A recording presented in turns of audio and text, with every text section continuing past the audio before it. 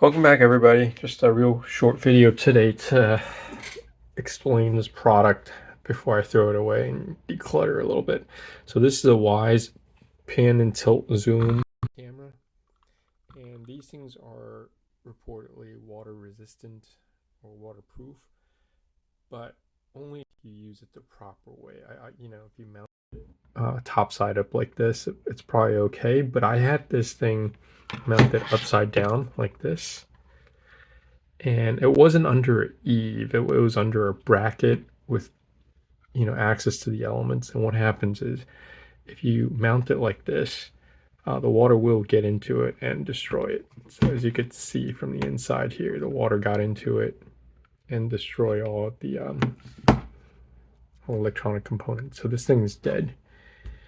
And before throwing it out, just figure I do a quick video and show you what happens. So if you have one of these, don't put it upside down. And I hope this helps you. All right, good luck. Bye-bye.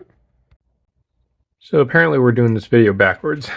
Before throwing it out completely, I was tempted to just open it completely for future reference. So how I started was I opened up the speaker panel, which is glued in. That was the first step with all these tape right here. Very sticky. If you heat it up, it'll soften it and allow it to peel off more easily. Once that comes off, you have this back plate right here. And this is just 4 screws that come out.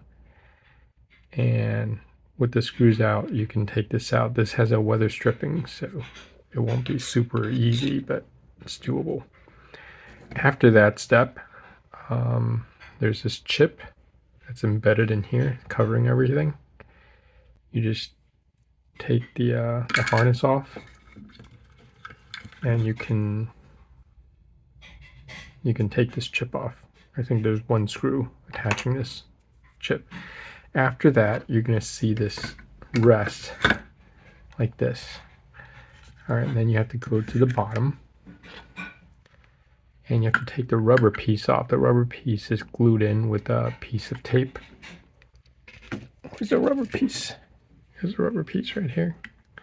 So you have to take this off, peel it off. Again, with a little heat, the glue will soften. Takes 3 screws off right here, and I think you align it somehow, and you could punch this out. I don't think there's not any holding mechanism, so you could just knock this out. Once you knock that out, you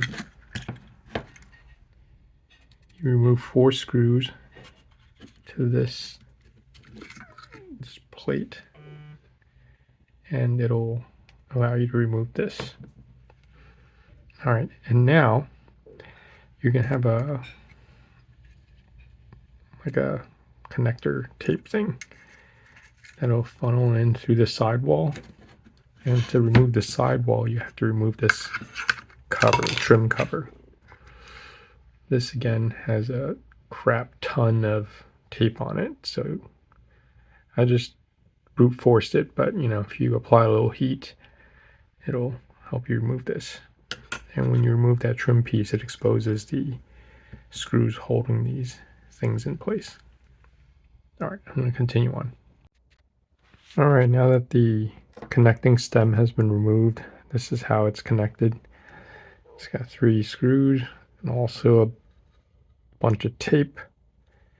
And this top part was a little easier. You slide this ribbon through this hole, and 2 screws, and it just pops off.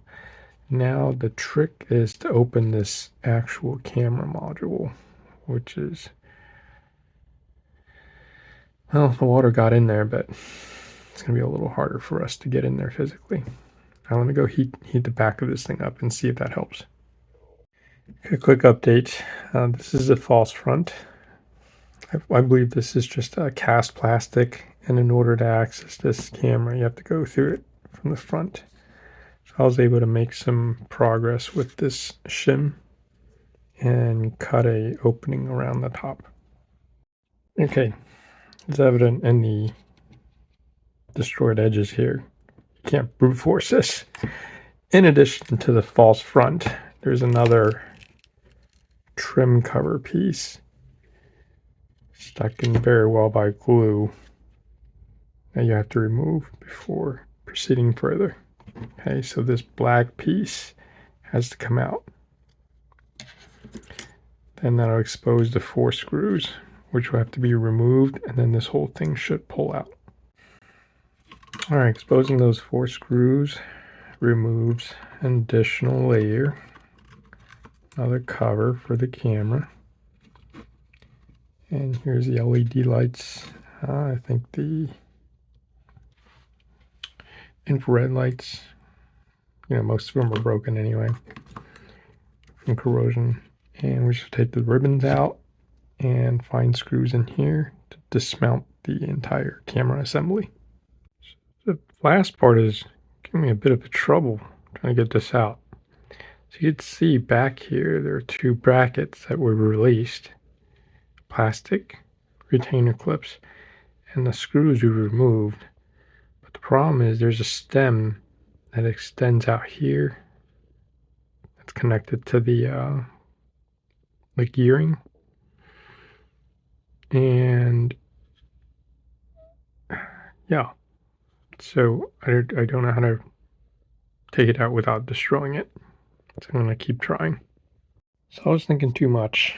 This gear is only a half moon, so it just slid out when I applied some force to it, so it slides out like this,